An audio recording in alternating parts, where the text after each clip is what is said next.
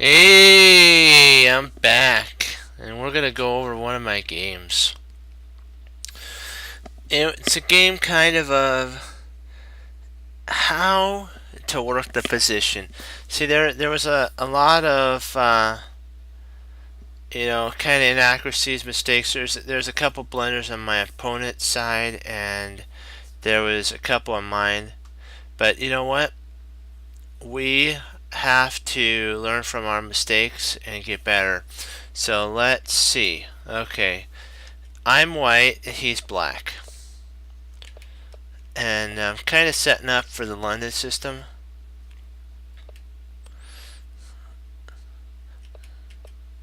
Then knight comes to if see the interesting thing is the London system would have that happen, but that's only if the knight comes here. So if not, then you play your knight here. That's just how it is. He plays there. He takes. I take. And now this idea about taking is the open file for the rook to attack on h7, and I'm gonna play bishop to d3. And so see, bishop d3 allows for, if I want to take this, I could take, and then if he takes, but the only problem is trapping, and I don't want that to happen, so I might not do that. It's just a suggestion for an idea to do. Now I'm just taking center control because I want to see the correct move they're saying is taking, but I'm not really worried about taking because I want to castle queenside. His king is in the center, very cramped, and so when he takes, I take. He plays knight, knight there. See, I should have checked. Now that I look at that, what the computer said is right. I should have actually checked, but I just wanted to castle, make sure everything's safe, and I'm starting to solidify my position. We're going right into. I thought to myself, what in this position would be a good idea? And I'm like, my pieces at the moment are okay. My knight's good. My two knights are good. My queen's good. My rooks are good as well because this is on a half open file right on the queen. So the problem is my king. So I'm like, hey, a prophylactic move. Move my king over to b1. Now the dark square bishop doesn't have anything to attack. Frees up these knights, the rooks, the queens, and so everything's Operation Go for me. He plays f6, which is kind of interesting. See, what I want to do, because I have two knights, lock the position down. So I move my queen over. What this does is this prepares to either play here or reroute my knight. And see, I'm trying to get off the file so that my rook hones down on the queen right through the d6 pawn. He moves his queen, I retreat back because my idea now, this is a weakness. I can reroute here. I could even reroute here, and prepare to push, or maybe here, attacking these two pawns, preparing, or I could actually play f4 and then get these pawns going. He's in a problem. So I developed my rook, and I'm thinking at this point, well, is that I could double. See, this is a weakness. When he moved his bishop, I knew how to take care of this. So I moved my rook up. He moved over, and I'm like, huh. And I was like, what should I do here? And I played d to d1, which the computer's saying bishop takes. And let's just take a look at that.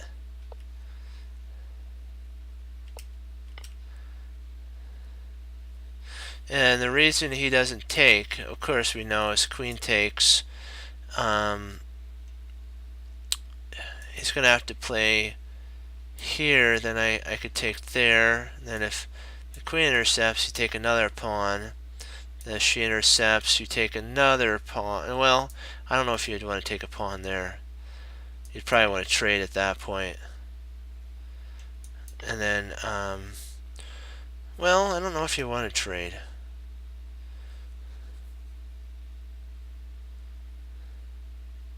You could take this pawn here, then when queen takes, rook takes, pawn takes, and interesting idea, but it's beneficial for white at this point. So that's an interesting way of doing it. And so queen, yeah,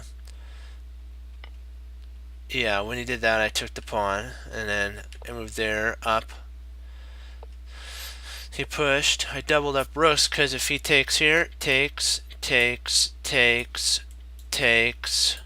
queen takes, and takes. So the pawn is not going anywhere. And so I should have. I was looking at taking right here, but I don't know why I didn't take. 'Cause that actually is a good move. Because if you take here, you take here. You take there. Oh no, you can't take there because the bishop takes and discovers an attack on the knight. So we'd be up a pawn. He has an isolated pawn on d5, and we learned about isolated pawns. Isolated pawns you want to trade down to an endgame where this would be a weakness. And so that's why I played that. Okay, so I played back there. He played there. I took. He took there. And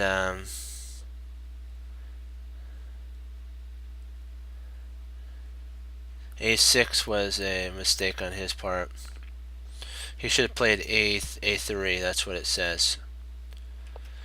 I played there. B takes, takes, takes, takes. And now his idea was actually to checkmate here. So I parried that. I moved my knight. His idea was there, and so I played pawn up. I attacked the queen. I brought my knight back.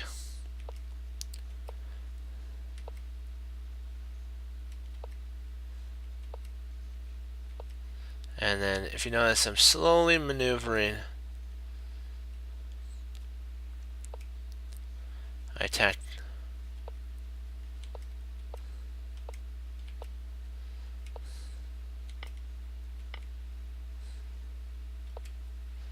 King moves up, protecting the pawn. And wow, that neutralizes the position, doesn't it? Whoa, 3 pawns. That was a blunder. Ouch. I want to see what the computer says. Oh, okay. Yeah, he did play that there. Played up there. He played there. Okay. That's actually what was played. Okay, I gotcha.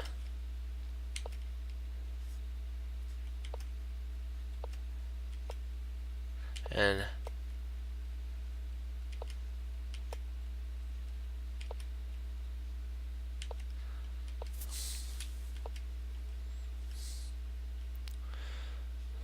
that was another mistake. Because I think, let me see. Oh yeah, here. No, let me see. Is this? I don't know if that's right. Let's see. What does the computer say to do? Oh, attacks the queen.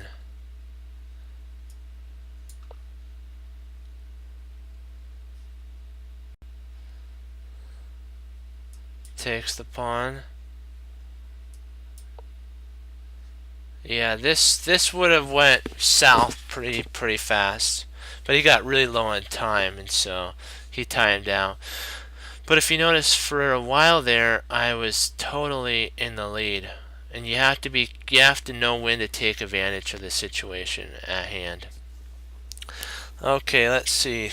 Let's do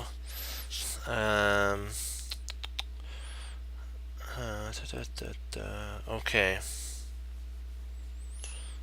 Trying to see which one in my journal I want to go over, because I have a lot of good ones. Ooh, we'll do this one. This is a really good one. This is V. Ivachuk. I'm sorry if I pronounced his name right.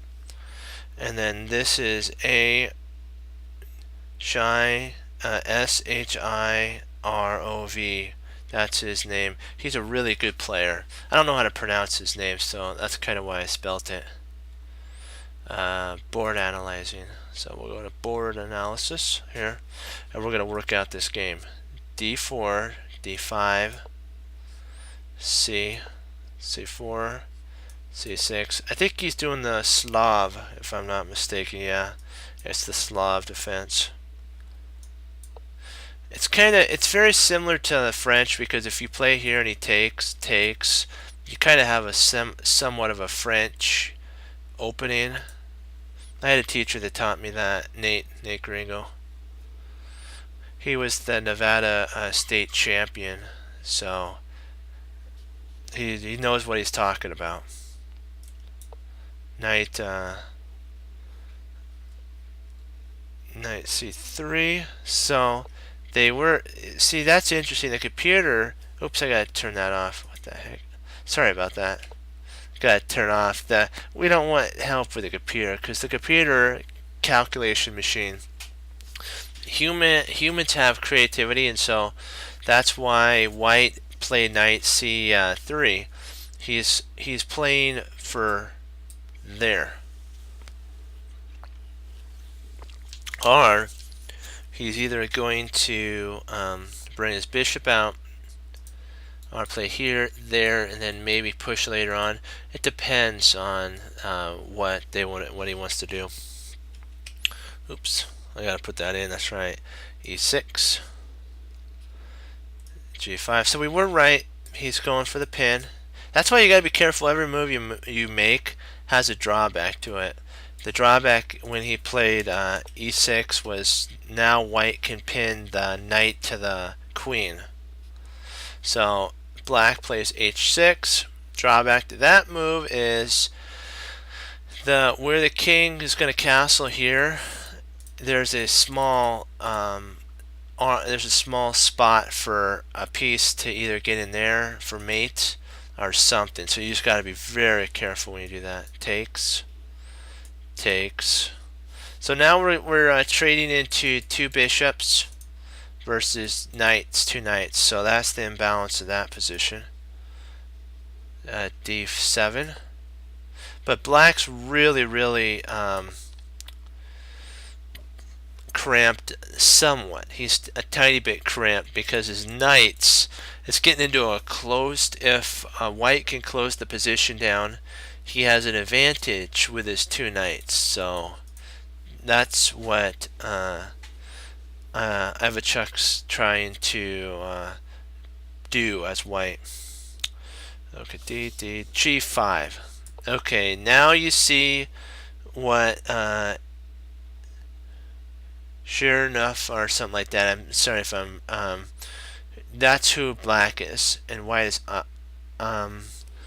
Ivachuk. I don't think I'm pronouncing that right, but you'll know who's who now. Okay, we'll just call him Iva, and sure, we'll just call him that, because I don't know how to pronounce it, but that's who's this, that's who's that one.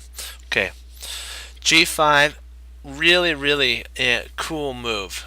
If you look at it in its entirety, it's planning on playing for the king side, because if you Black knows that White's chance of castling queen side is very low because of how the pawn formation is set up.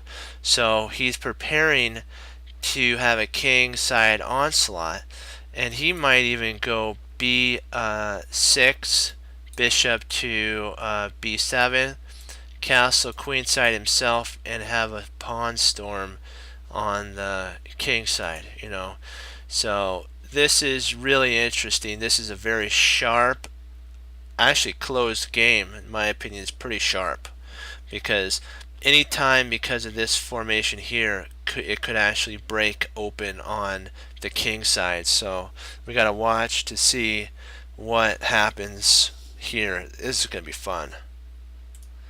Okay, bishop d3. Also, if you are to take a pawn, you want to wait. You see how this bishop was back here? If black wanted to take the pawn, let's say the bishop comes here, he can actually take that pawn. I know the bishop takes back, but because it moved already, it wasted a tempo.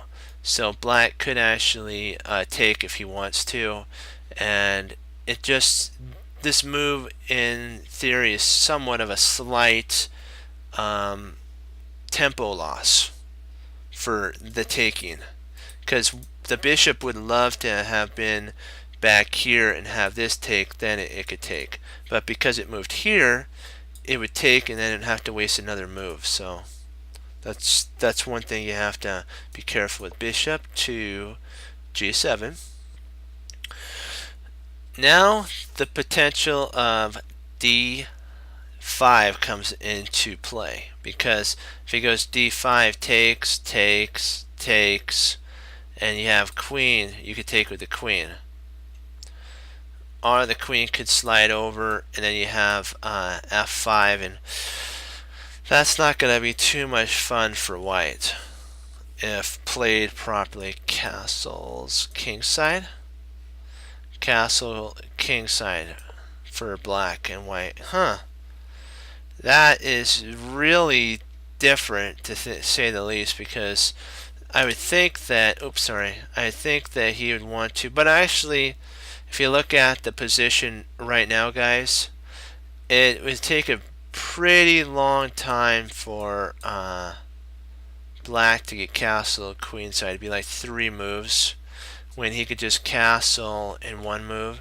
The only issue now is the structure of his pawns, because when you push your pawns, you create a lot of air. They call it air among the king's position, because there's a lot of pieces now that could jam themselves into these squares, where white, it's going to be hard for him to for black to come in and do the same type of maneuvering, because a knight could get here now to an outpost and just wreak havoc on black. So that's why when you get a situation when you have the imbalance of the 2 knights, black kind of, one second, sorry, I just dry mouth.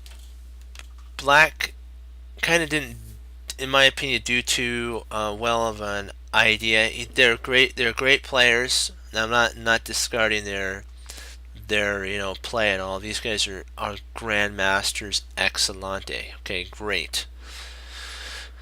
But he did leave this open. Jeremy Silman did say something that we talked about also in Reassess Your Chess, 4th edition, is that yes, there is an outpost on h5. Can white get there in a reasonable amount of time? Yes, it would be here and then there, so it'd take 3 moves, but at this moment, even though the pawn is pushed to g5, black has 3 moves to make sure that this won't be a problem, or maybe to actually start an onslaught before the knight could get here, because he may go here, here, and then there. You never know.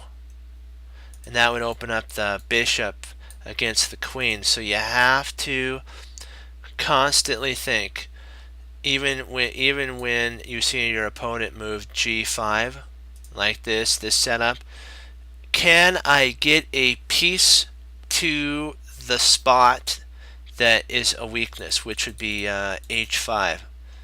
Black knows that it would take 3 moves for white to get there, so he castled with no fear at this moment.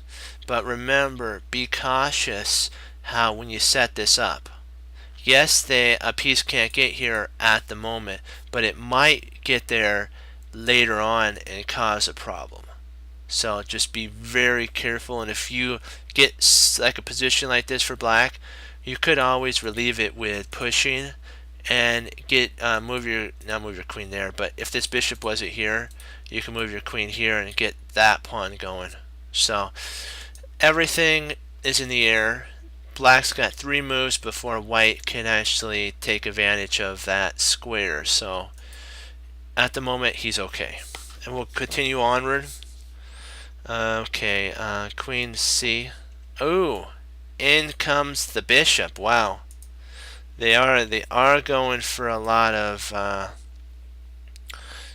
interesting. Yeah, that you notice how black waited to take, so that now to get back here is going to take a move. So black's got to move now. What to do if the bishop comes back to d3 to have the same threat. c5.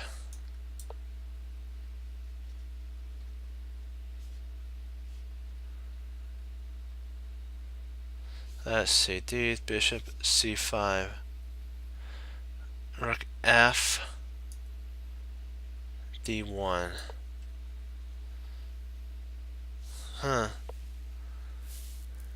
c4.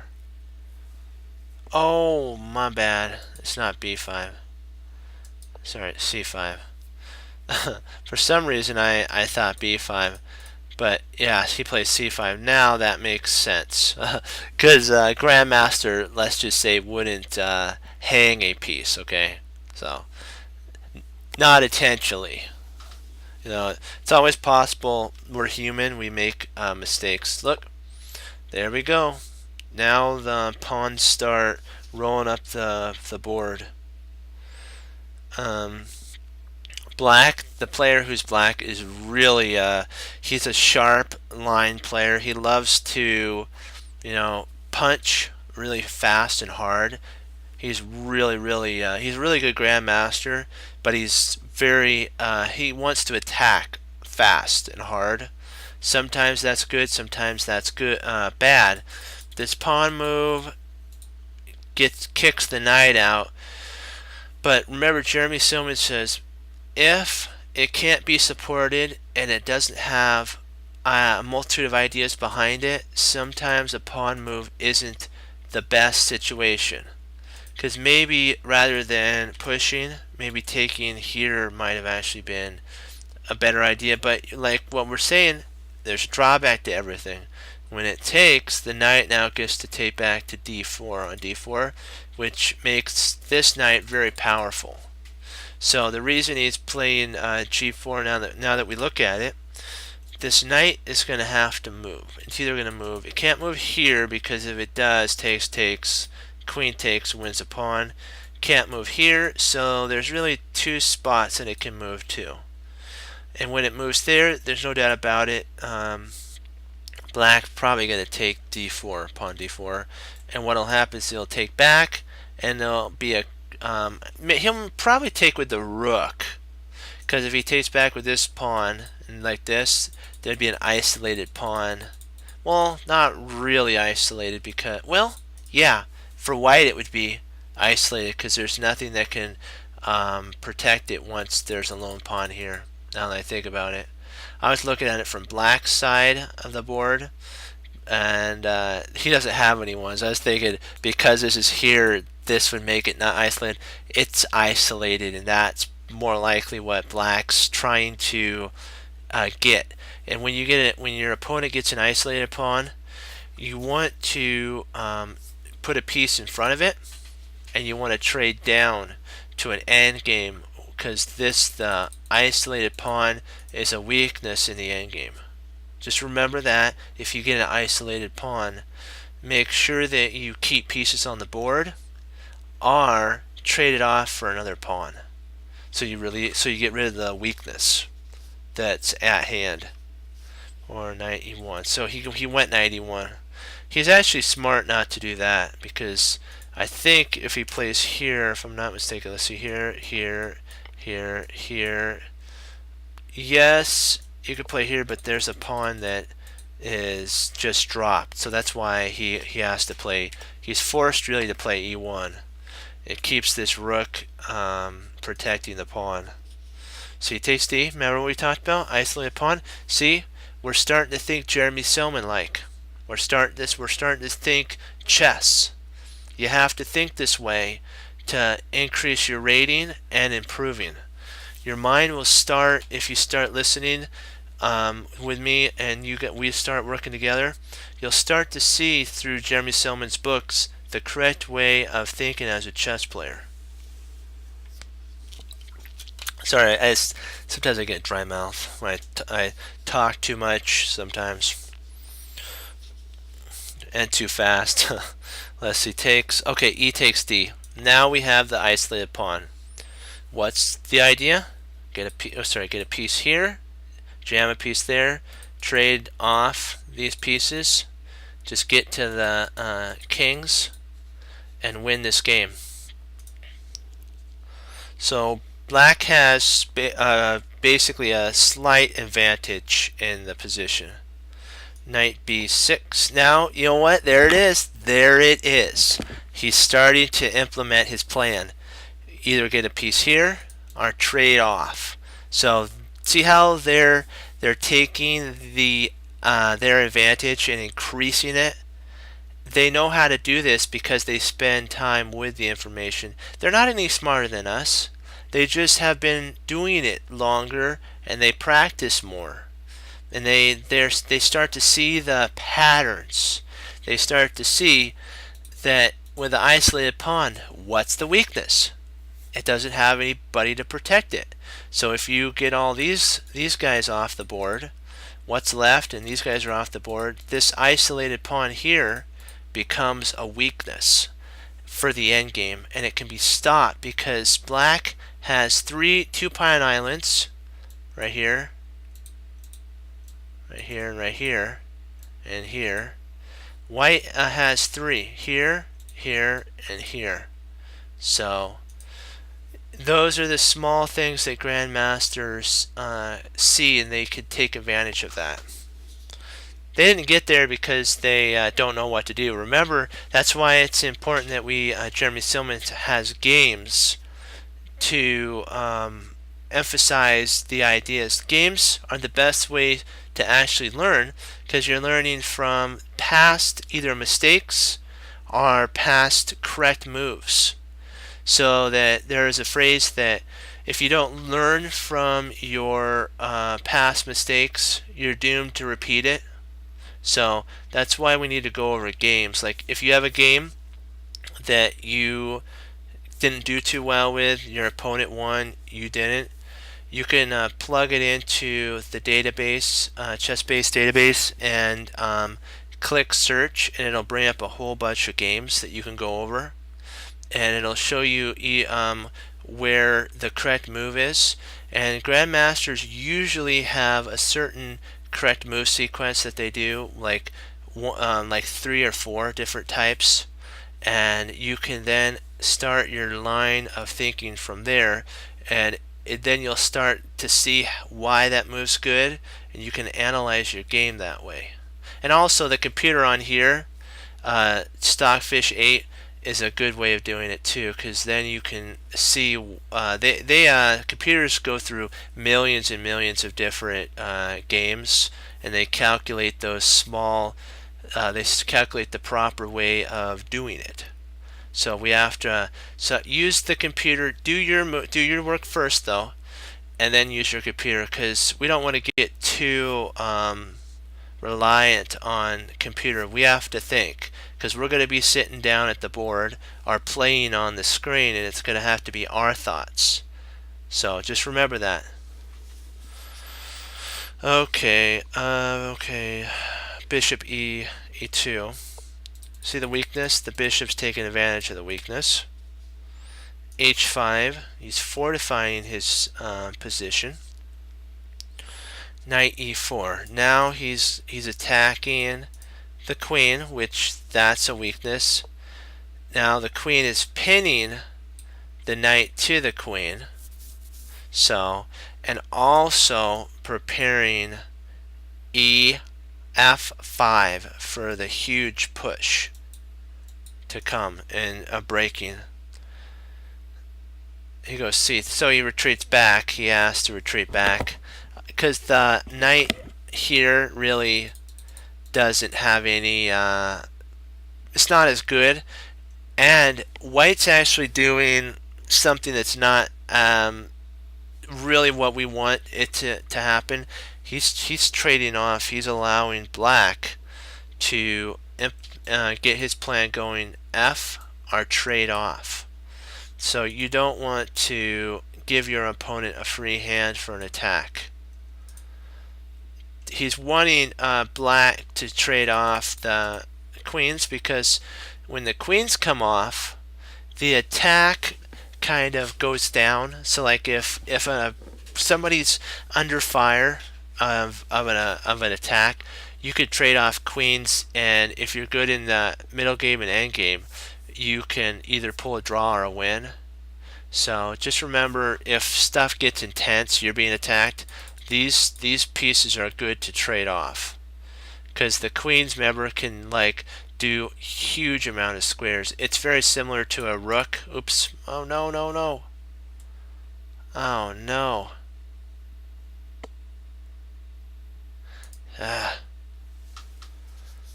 Drat. That's okay. We'll hurry up and get back there. Apologize. Just give me 1 sec. Oh man. Just hold on.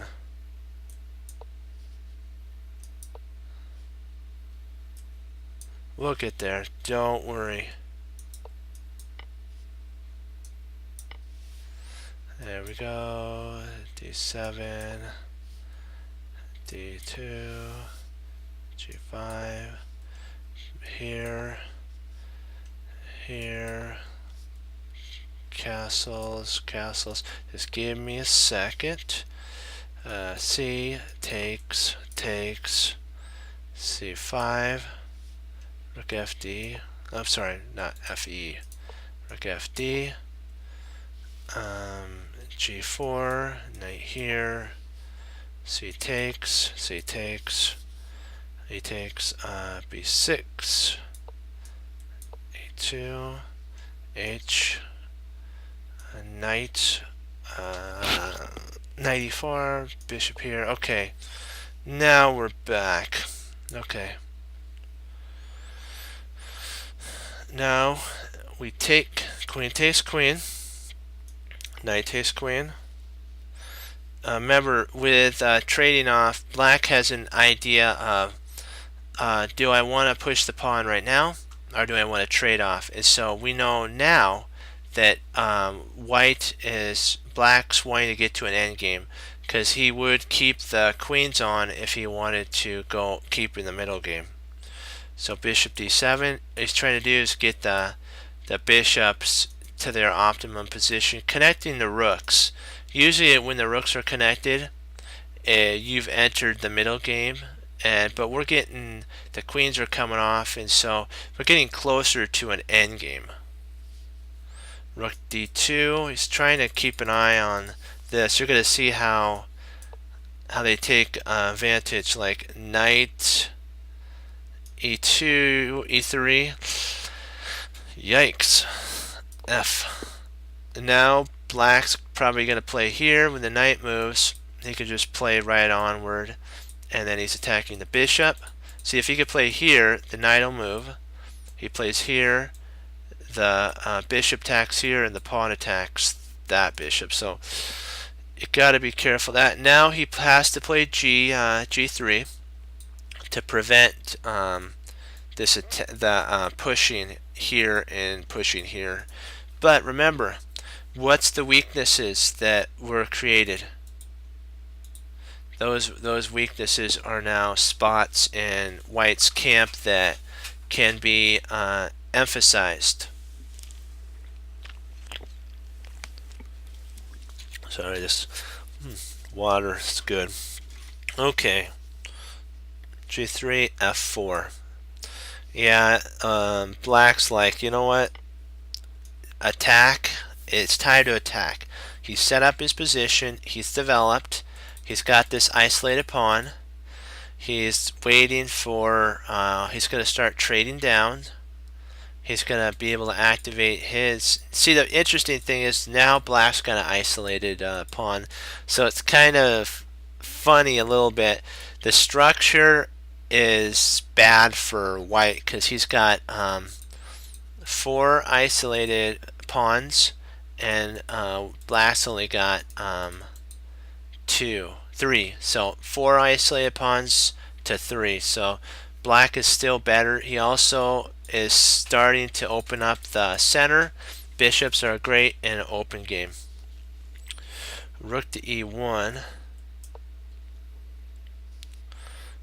Bishop C6. Smack. Ouch. Ouch, ouch. You never want to see a bishop that's slicing and dicing you like that. That is not fun to have. B5, this is an exclam. This allows, if white can trade off one of the pairs of bishops, he's got a pretty okay chance of holding this position. Because remember, black has an isolated pawn and white has an isolated pawn. No longer is there a pawn here.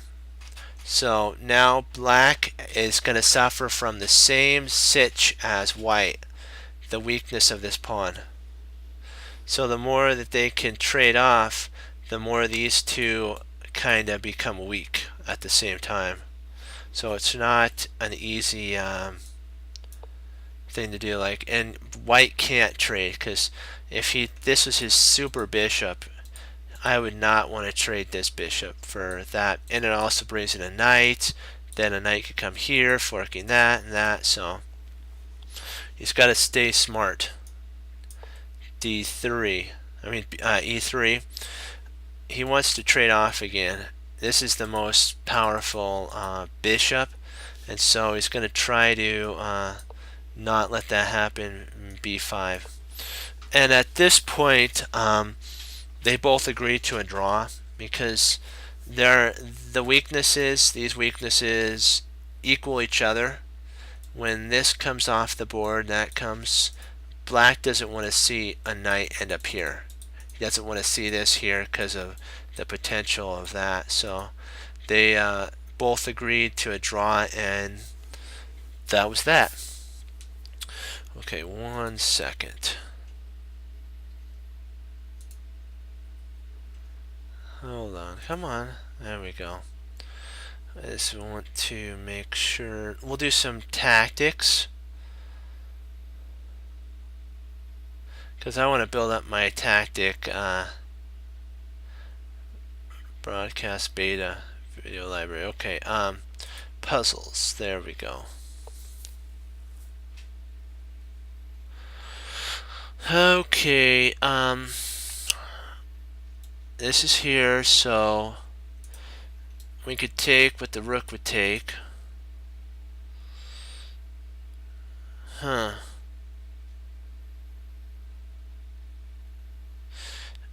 I believe that king f1. See, the rook would be trapped doing king f1. Let's see. Do I want to take the knight? I'm gonna take the knight, because otherwise that would cost too much. If I came back here and I took here, the knight would take. Then I'd have to move, and he could take a pawn and potentially have some counterplay. We don't want that. Sometimes you have to, give a little to get a lot. Let's see.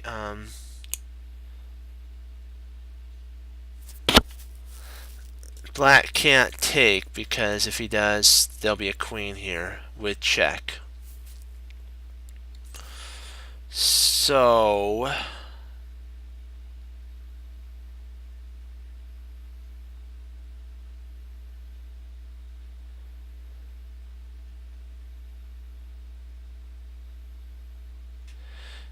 bishop, it's interesting. If we play bishop here, rook takes, pawn takes, rook takes, then you have bishop, check, and it undiscovers the attack. Yeah, I'm going to do that. Oh, Snikes. Oh, Snikes even worse. Because then you could play... Ah, that was simple. I should have just done that. Ouch. That really hurt the old rating there. Let's get it back up.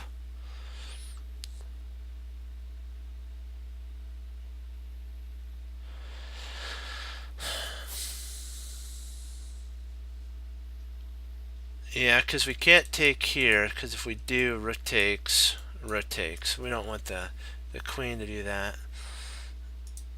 I think I really like queen f4. Queen f4 pins the queen, the knight to the queen, because there's no protection here. And if they try to protect with that, you can win the knight. So let's do that. Interesting. Okay. Just retreat back. Take the knight and bang, we're back into 1900. Yes. Okay. Okay, if we play knight takes, no, knight takes knight, it's not a good idea. If we play push here, yeah, I like that.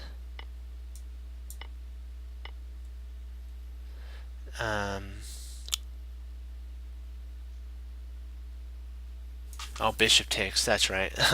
I was like, ooh. That was our plan. I should, keep with the plan, Go with the plan. Okay,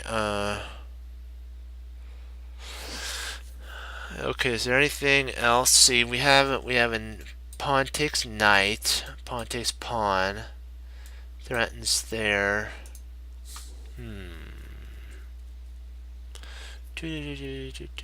There is a potential fork here, but the only problem is there.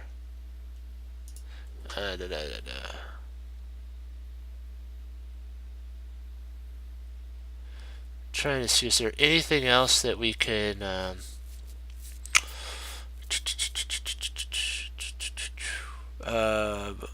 sorry about that. Okay, there is a potential bishop to d7 attacking the rook. We take here.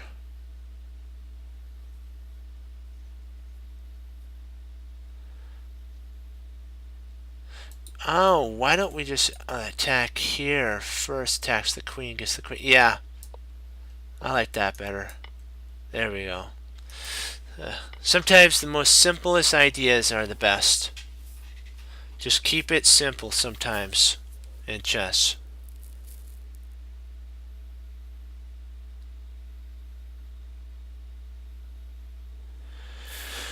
Okay, dokie.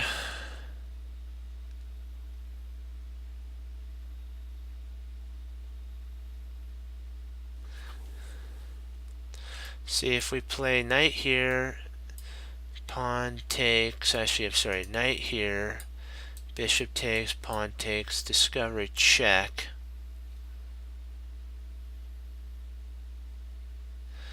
Queen takes.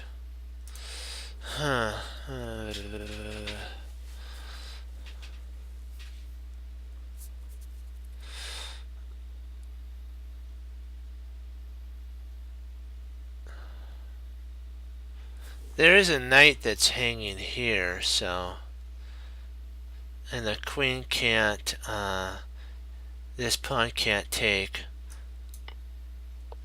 I like that idea better.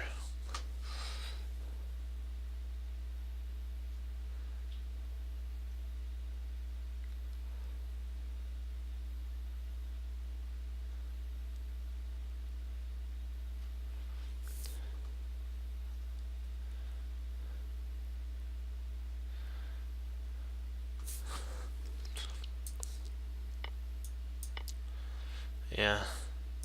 14, baby. Yeah, yeah. Gotta love it. Gotta love it. Yes. Happy, happy, happy. Okay.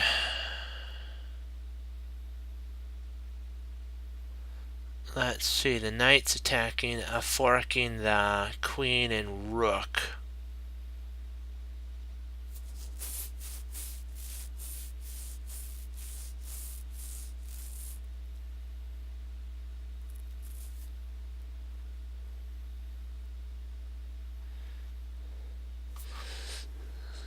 This is a potential idea there. Oh, snikes. I should have taken there.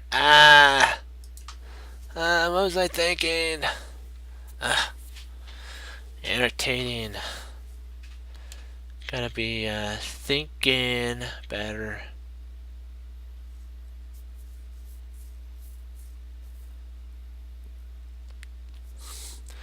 I'd love to take, the only problem is rook comes over. But there is a potential we can intercept here. That the bishop imitates there, we castle queen side. Is that gonna work?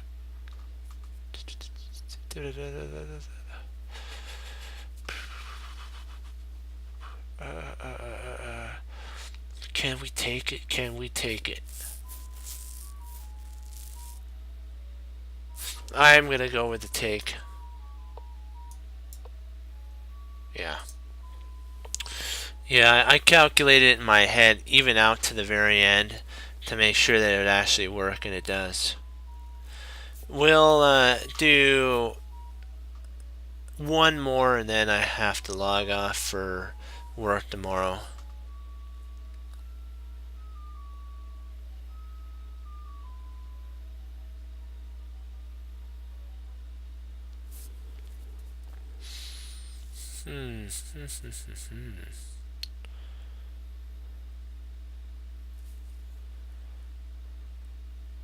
Trying to think here.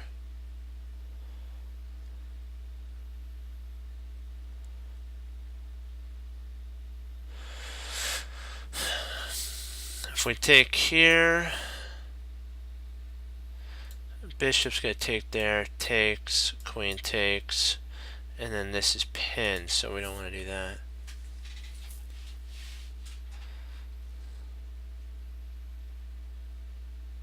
We could potentially attack here. No, that doesn't work, because then the bishop could take. So, okie dokie.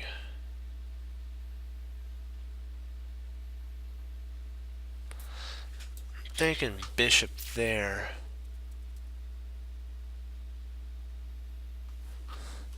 The rook might slide over.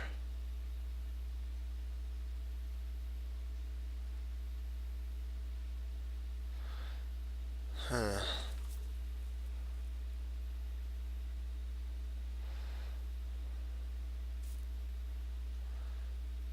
This is interesting.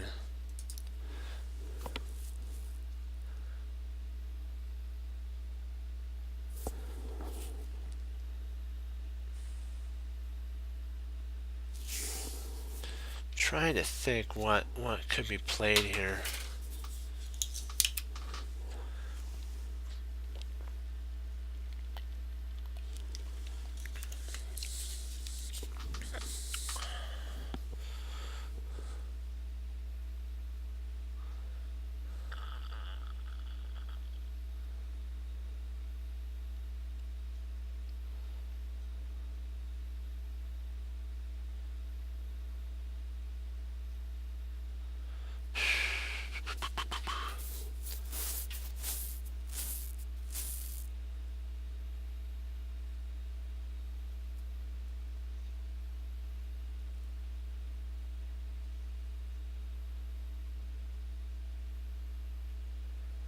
Okay, bishop takes,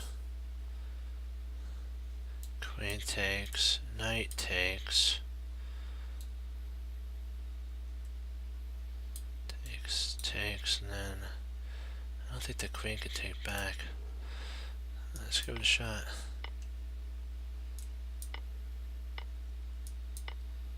There we go. Okay. That was a pretty good one. Okay, with that, guys, I appreciate everyone that logged on, is watching. Yeah, we're doing good. Our views up are past 1,100, guys. So thank you for spending time and watching. I want you to get better, so that's why I'm here and I get on. So, as Wesley So would say, serve the Lord Jesus Christ. As I say, God bless, guys, and I'll see you next time on Chess Cruncher TV. Have a great night.